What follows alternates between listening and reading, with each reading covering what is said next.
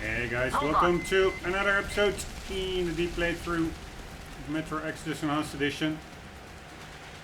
Where are you going, you windbag? There you are! Bite the bullet!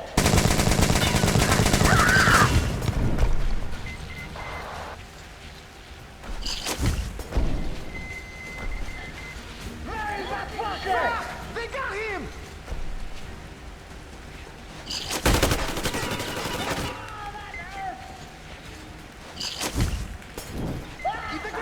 The fuckers got him!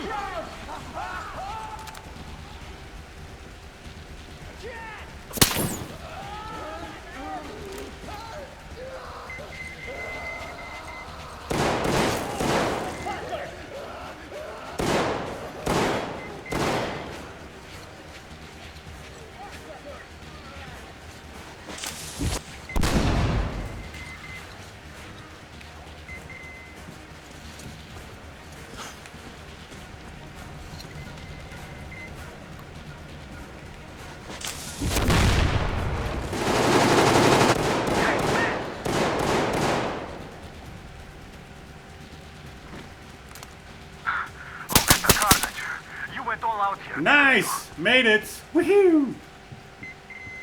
Alright.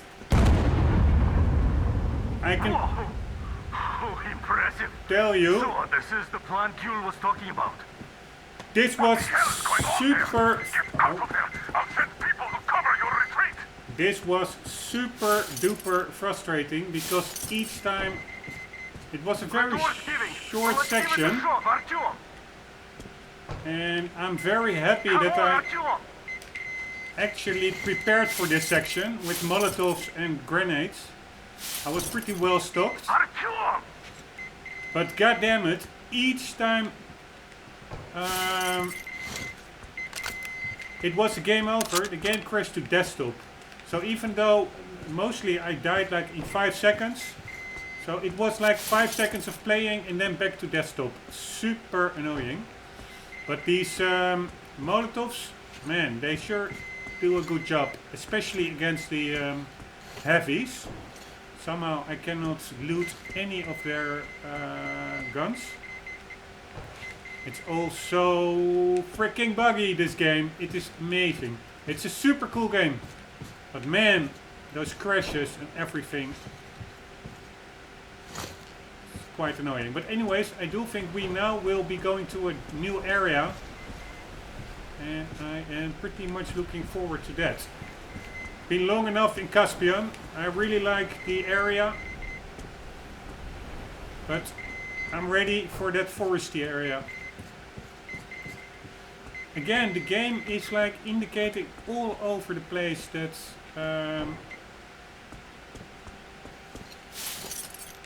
there's something here, that there is stuff. I just cannot pick it up. It's so annoying.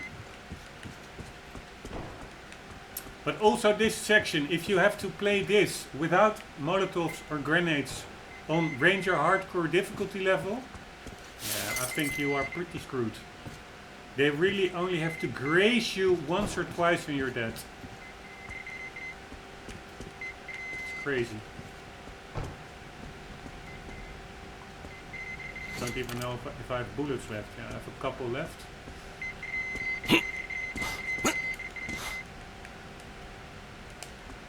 Trying to get all the loot I can.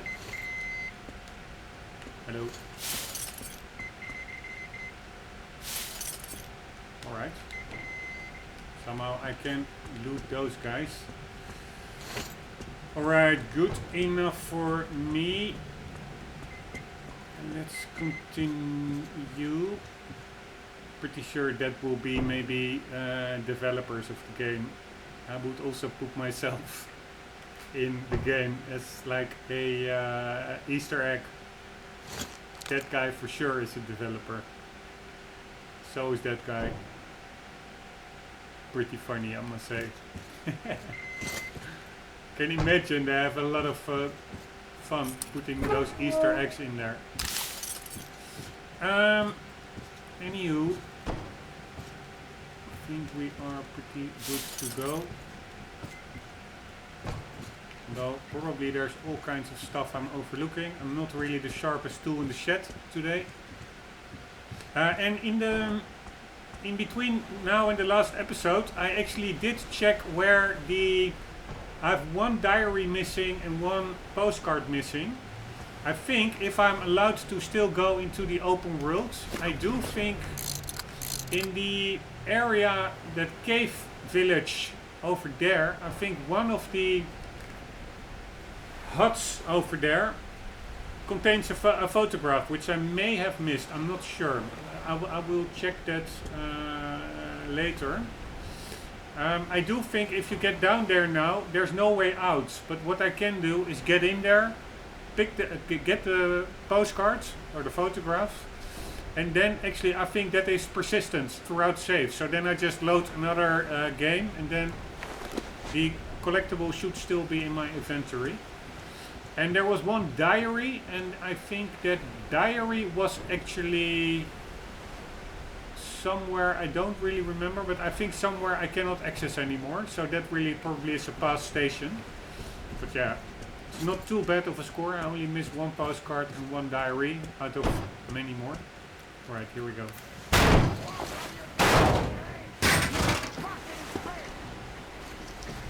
So, you wanted to create a new world with this? Not happening! You're misguided attempt!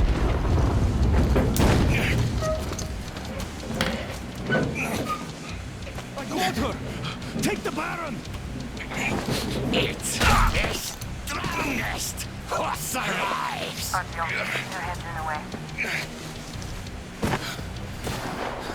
Nice. A bit underwhelming. Would have loved to see his head explode a bit more, but it's effective. Gate open. Hooking the tank up. You gave my people hope. I'll never forget it. But this war has only started for me, and I must see it to the end. The winning end.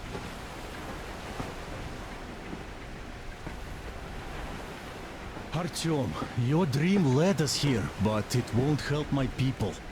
This war is mine now, too. Go, Artyom. Follow your dream.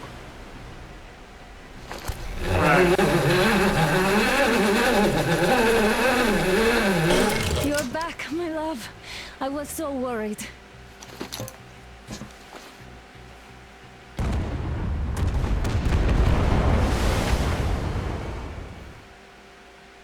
Very nice. I hope Damir Fanatics on the banks of survives. Volga. Cannibals in the mountain bunker. Slavers on the shores of the dried out sea. How many monsters has the war given rise to? Or perhaps, were they always there? And the war simply gave them a chance to show themselves, and now we're stuck with them forever. Will Damir, who stayed in the desert to help Gül lead their people to freedom, beat another monster? The inertia of thought that had been keeping the subjugated locals in willing and ready servitude to tyrants? Frankly, I have doubts. That monster might prove stronger than all the others. Regardless, we can't afford to lose hope. We're getting ever closer to our dream. Finding a place where we could live, free from radiation and mutants. The maps we recovered in the desert have provided us with several promising options. And now the crew members are excitedly waiting for the Colonel's decision on where the Aurora should go next. Currently, though, the train is calmly rolling eastward. The crew rests, and Stepan proposed to Katya. It was a proposal she couldn't refuse. Nice. Right, here we go. New region. So I cannot collect those, get those collectibles anymore. But it is what it is. Right. What the hell is this? Oh, fuck. Game chirping out? Ah, no.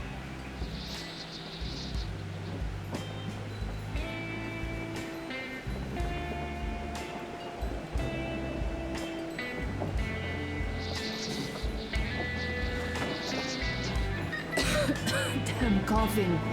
We've left those sands long ago. And it still persists. What does Crest even smoke? It's terrible.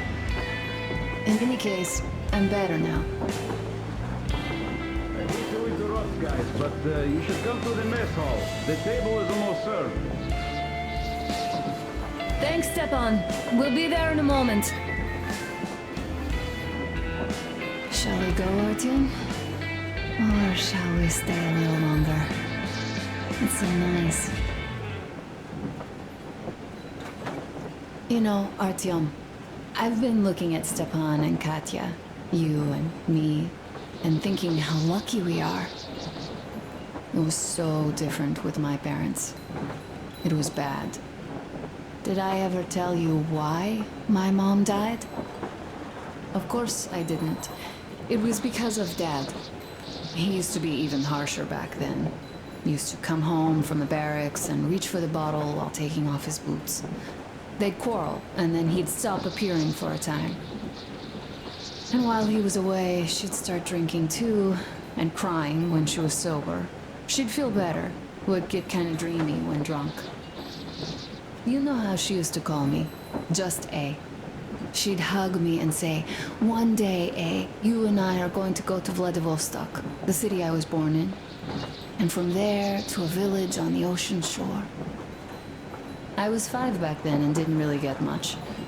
But I could imagine that village and the ocean so vividly because I believed her. And then she killed herself. Drank some kind of poison. Father quit drinking after Mom's death. Didn't ever pay much attention to me, but with her gone, he'd never leave me alone. Took me along everywhere. We only talked about her a couple of times, though.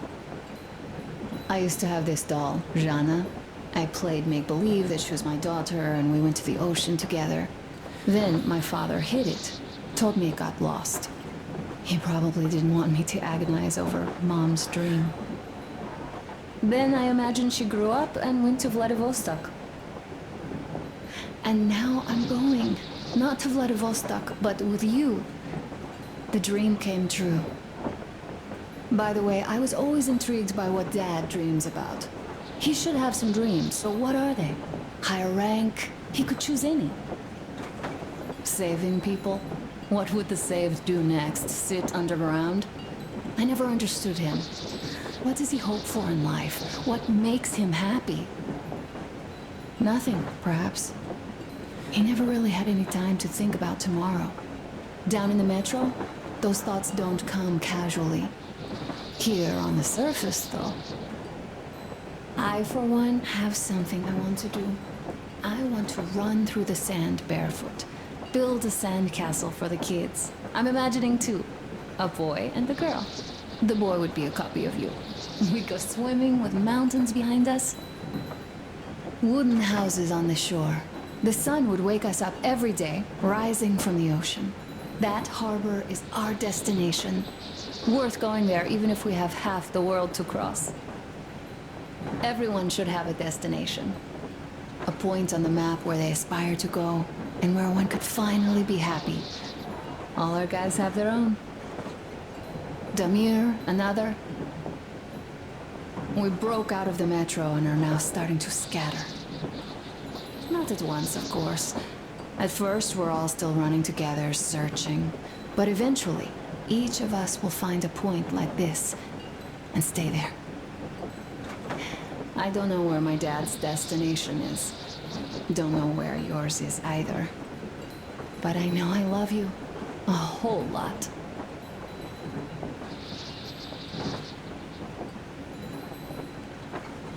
Right, I'm pressing some buttons, see if there's any more interaction possibilities.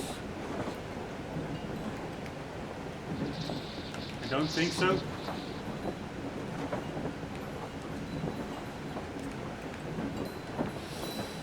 Right, I actually have no idea how to get up.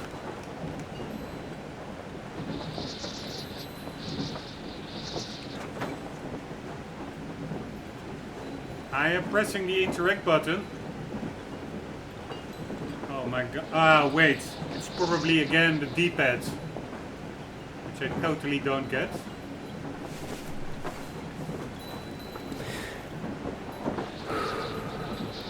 So I can interact. Right, I don't know what the one is to stand up.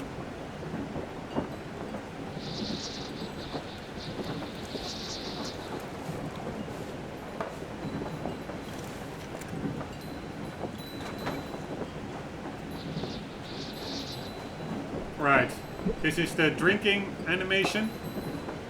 Let's see. Alright, that only works once. Let's do another cigarette.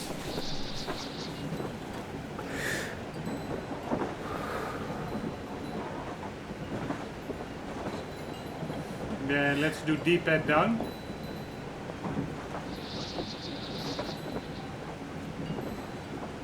D-pad down doesn't do anything, and then I assume D-pad left is standing up. Go, Artyom. I'll rest some more and join you later.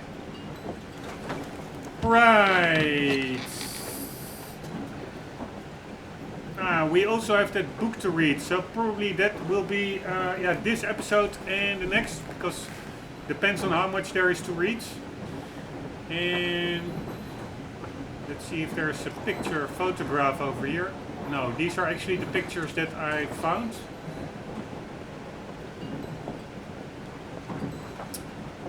Anywho, yeah, I am going to go for a little exposition. Here we go. Also, can I use the radio? Yes.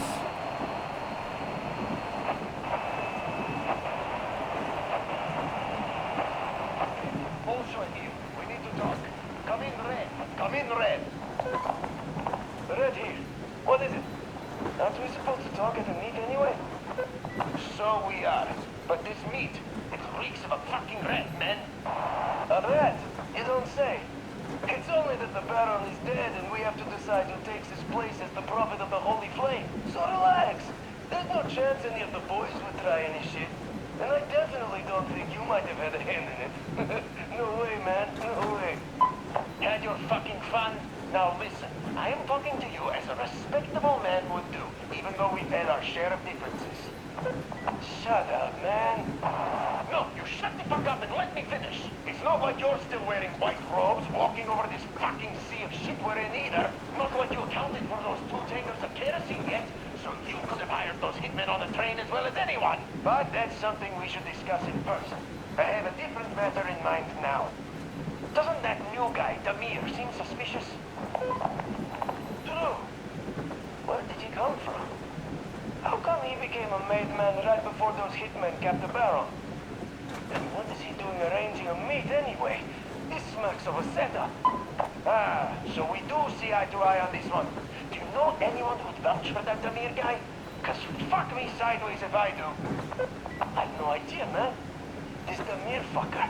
The first time I heard of him was yesterday. Good. That's why I suggest we set the old shit aside and work together on this one. See who's behind this upstart, see through his game, and make sure he gets snake eyes when he finally rolls. And then we decide on our matter, like respectable men? Yes, then we do. Bet my tooth. Count me in then. Good. See you at the meet then. See you at the meet.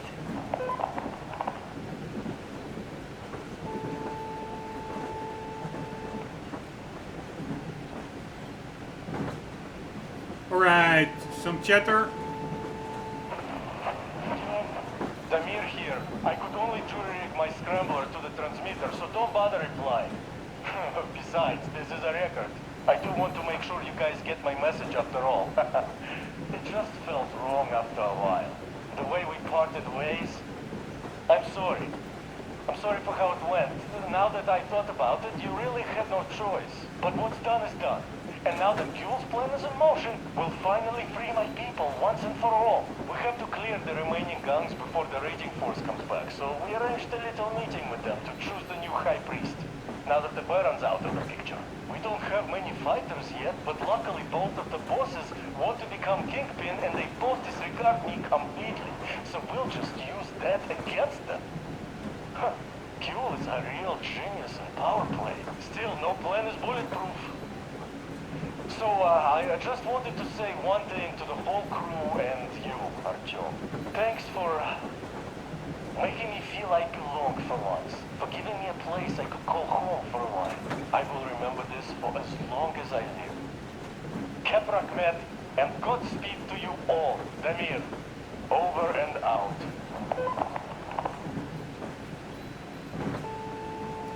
Right. Come in. It's me, Timon. Abbas, where the hell are you? Come in. Demon, why so much fuss? Why you expect me to answer the second you call? Because of the frequency we're on? That's why? It's always jammed with the fucking HUD project bullshit. You don't need to worry about that. It's gone now. Gone? I thought that with so many fools going there and never coming back, it would be going on forever. I think some fool actually got there. Broke the record and all. Fat fucking chance of that. I'd say whatever's been gobbling them fools up is just full now and is getting some Z's for digestion. That may be, but now we can talk here and nobody will know. Yes, we can.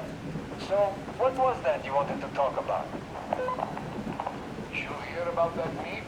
Yes? I have. Not that I'm invited. I'll just stay here and wait for one of the two bosses to come hire me and my boys. How about you? Me too. My people, they want some action and fat payout. And this is chance by the Holy Flame. And here, what I want to talk about. How about we work together? Good thinking. I don't want to fight you anymore. I don't want to fight you too. That knee still hurts. So, what you say, old friend? I'm in. We need to talk in person now. The good deal likes privacy, and even though this frequency seems secure. Yes, I understand. Let us meet tomorrow at the old restaurant. What you say? Yeah? Deal. See you there, Abbas. Over and out. Rachmat, my friend. Over and out. Alright, I really didn't follow that much from that one. Brothers and sisters, the Baron, that old dog, is dead. I killed him myself. All of the Moonlight by Lair are confused now, like headless chickens. Our day has come. Fight them. Fight them however you can. Come where the Baron's rig used to be. Come and we'll give you weapons. You served those dogs for too long. And what did you get in return?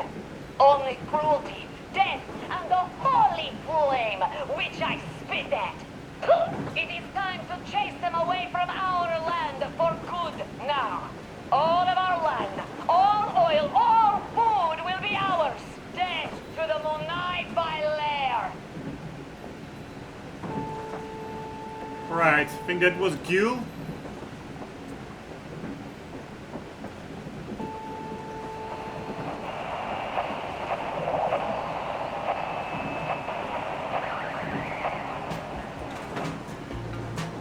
Alright, we have some music over there.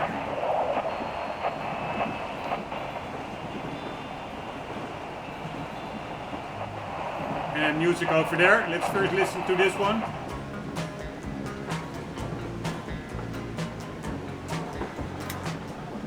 Oh, that was the wrong button.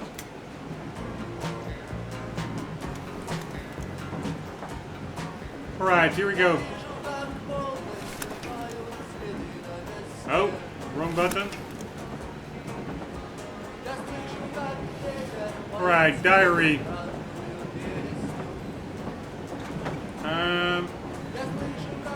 I'm just quickly scanning through to see whether we already read that in the previous journal episodes. This one reread.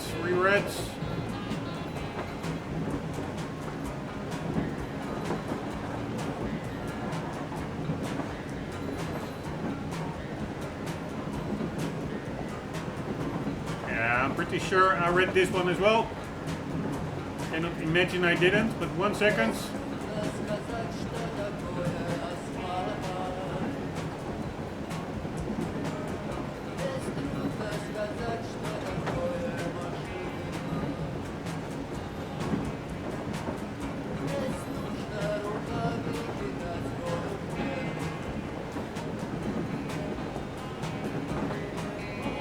They're pretty long sections.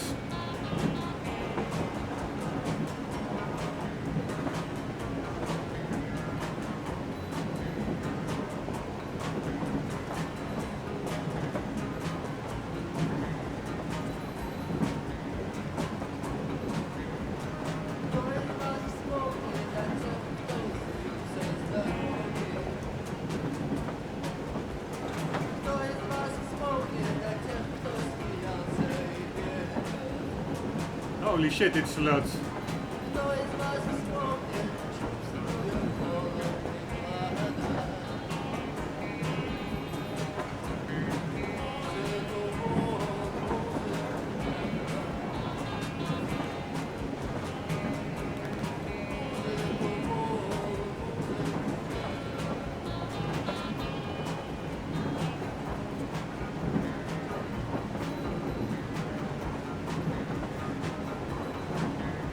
Right.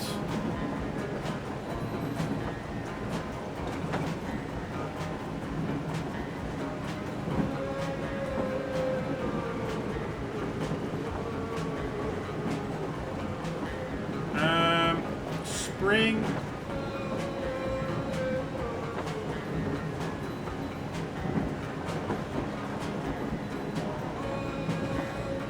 Yamantau. I think this is a new one. We are approaching the Yamantau bunker, the final destination of our long journey. Direct radio contact with the bunker has completely dissolved Miller's resentment towards me for destroying our precious lives.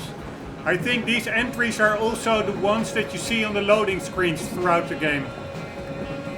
He's eagerly anticipating the meeting with the Minister of Defense he was promised. Probably such things are important for a career officer. The people, though, are less interested. They are asking important questions. Where are the occupying forces? Why is there just wilderness and people gone wild around? What's stopping the government from restoring the country? What was being done in the last 20 years? Miller believes that we'll get all the answers. He will be pardoned, as well as Anna and I. And we all return home to the metro. I think I already read that one, actually. Alright, the Caspian. Mere kilometers. This is probably a long one. Separated, because these are all the loading screens, I think, from the whole Caspian area. Mere kilometers separated us from the Caspian 1 communication center, but we had no way of knowing if the map stored there would yield a spot free from radiation. A place where we could finally settle in peace. But what was left for us save for hope? The desert was taking its toll. The crew suffered from heat and thirst, and the Aurora was not in her top form either. We were out of coal and had to switch to burning the only available fuel, old crusties and twigs. Twigs were starting to grow rare though, and the piles of discarded cross ties were quite often buried in sand. Where the Caspian Sea used to be desert now stretched, and although the radiation levels remained quite acceptable, no sign of life save for rare ruins or rusty ship hulks were to be seen anywhere. Despite that, while passing another completely unremarkable stretch of desert, we noticed a car tailing the Aurora that quite soon veered into the ruins of a small town. It seemed worth investigating, so I went to check the place out on my way to the goal. I had to hide from a sandstorm in the ruins of a restaurant where I was attacked by one of the local bandits. I had to knock him out and also took his car. Ruling out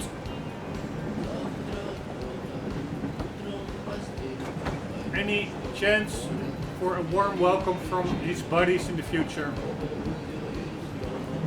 Alright, I don't even really remember that section where I was attacked by one of the local bandits.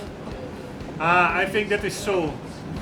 Not like there was any chance of staying on the good side anyways. Quite soon after obtaining the car, I got a message from the colonel. He wanted me to help a local lady named Ghoul fight off some bandits in exchange for information. Why do we keep encountering conflict wherever we go? Oh shit, wrong button.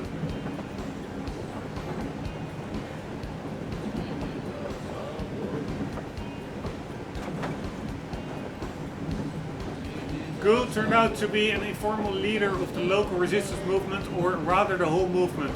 Despite lack of active support from the enslaved locals, she had been fighting against their subjugators for years, having become somewhat of a legend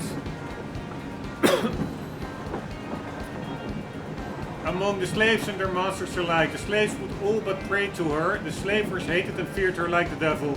No wonder that once they'd finally found her last refuge in an old lighthouse, they besieged it at once. We would, of course, gladly help Gul in her struggle for the freedom of her people, but first we had to find the satellite communication center, and that's where meeting the lady proved really fortunate, as she knew the location of the bunker. Her mother used to work there before the war, and Gul told us that the center kept functioning for several years after the nuclear strike exchange, compiling the fallout map, so going down there to get them was definitely going to be worth it. Oh, hitting the timer. I managed to find the maps and deliver them to the base. Decoding them required time, but we had more pressing issues at that moment. Most of the crew members were down due to heat, dehydration, and the Aurora didn't have enough fuel and water left to even get moving. The local kingpin, the Baron, had it all, but was none too eager to share. Considering our desperate situation and our past experience negotiating with the bandits, the Colonel decided to take what was needed by force, starting with the only fresh water source in the vicinity where we could steal a full Bowser truck. On the way to my objective, I noticed a fortified dwelling in one of the ravines. The locals could have given me more information on the situation, so I decided to pay them a visit. When I arrived though, I saw a group of bandits trying to pry the occupants out of the dwelling. But at that moment I just couldn't take the risk. The fate of the Aurora's crew depended on me, and I had to choose between family and strangers. Alright, I also really don't remember that section. I saw a group of bandits trying to pry the occupants out of the dwelling. Really don't remember that. At the entrance to the cave town, which was the only way to the water spring, I met up with Damir. He seemed to have changed, as if he had finally accepted his forgotten roots he'd been denying for so long. At first he felt no connection to the unfortunate, subjugated people whom he shared blood with, but that would gradually change with every extra hour he spent in the desert. He was eager to see the cave town, but it proved to be a disappointment. Still, we were able to reach the spring.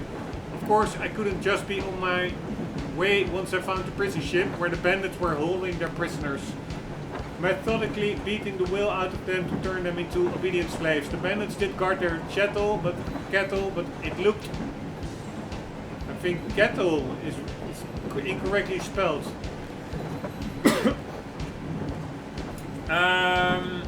But it looked like they were only concerned with stopping the escape attempt. At least I didn't have too much trouble freeing the prisoners, and in my eyes they had instantly made our trip to the godforsaken desert worth it. The bandits were guarding the spring quite well, and to take the truck out we had to open the gate of the fort they built to protect it.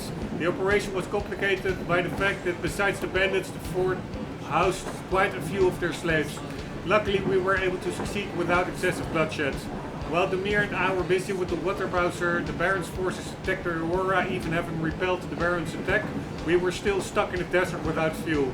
So while the others were preparing the Aurora for departure, Gil, Damir and I were to sneak into the old terminal and steal railway tank full of fuel. We were intending to open the gate from the inside, hook the tank up to the rail car and roll it out before any of the Baron's men noticed anything.